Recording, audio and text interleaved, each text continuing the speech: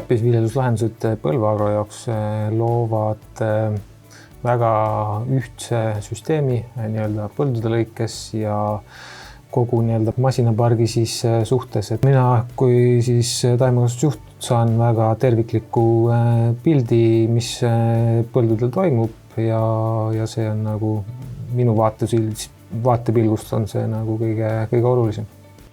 Digilahendustest kasutame põhimõtteliselt kõike, mis siis John Deere nii-öelda pakub, et kõige laialdaselt kasutame siis Operation Centerit, mis on siin taustal ka käimas, ja siis teine on Harvest Lab, mis on ka suvisel perioodil kogu aeg kasutuses. Et ilma nendeta ma nagu ei kujutaks elu ette enam.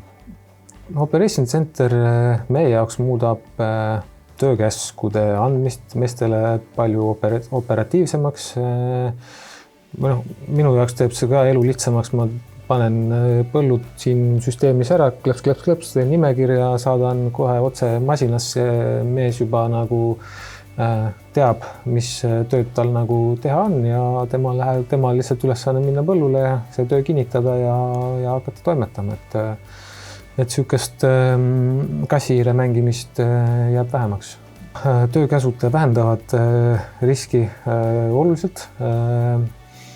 Kui kas on mingi keelebarjäär või on lihtsalt kuidagi tekib mingi arusaamatus nii-öelda telefoni teel, et kas ta põld on 12 või 21 või siis mingi sõnumi teel on, et kogemata lähevad numbrid sassi, siis töökäskude andmine oluliselt vähendab seda riski, et kui on masinas põld ees, siis see on nagu õige. Meie kõige suurem nii-öelda kasu nii-öelda Operation Centerist tuleb nii-öelda see reaalaja jälgimine, palju ühte põldu või teist põldu veel jäänud, kas on harida või külvata, et see on nii-öelda meie jaoks kõige suurem väärtus. Selles mõttes, kui enne olime siin nagu, ei taha küll nagu halvasti öelda, aga enne olime kui nagu kivikäes, siis nüüd oleme jõudnud nagu tänapäeva. Et oluliselt oleme saanud terviklikuma pildi meie nii-öelda tehtavat tööd üle. Just, mis puudutab ka silo tegemist nii-öelda Harvest läbi seisukohalt, siis väga hea on meil jälgida seda reaalajas seda kvaliteeti, mida me siis toodame ja mida me nagu päriselt saada tahame. Nagu me teame, siis see hooaeg me siin uppusime igatepidi selles mõttes, et meil oli vihmade vahelt oli vaja töid teha, siis tänu Harvest Labile mina siis hoidsin enda aega kokku, kui ma nägin ära, et mingid näitajad põldude lõikes nagu muutuvad, kuivaine muutub märjemaks, et august tuleb info, et hakkab juba nagu asi jamaks minema, et siis ma nagu operatiivselt kohe saan leida nagu lahendusi, leida järgmine põld, vaadata mingit sükest juba 2 sammu ette mingit uut käiku juba ja siis tänu sellele me siis siin oleme hakkama saanud. Meeskonnal selles mõttes, et ongi oluline väga suur või isegi väga suur roll nii-öelda minu töö õnnestumisel ka või siis erinevate andmete sisestamisel nii-öelda siia Operation Centerisse, et meeskonnal on väga suur roll ja nad on kõvasti paranenud, arenenud selles valdkonnas. Algus oli küll raske, aga ikkagi kui aeg-ajalt vaikselt natuke nokitseda, siis lõpptulemus on tegelikult väga hea.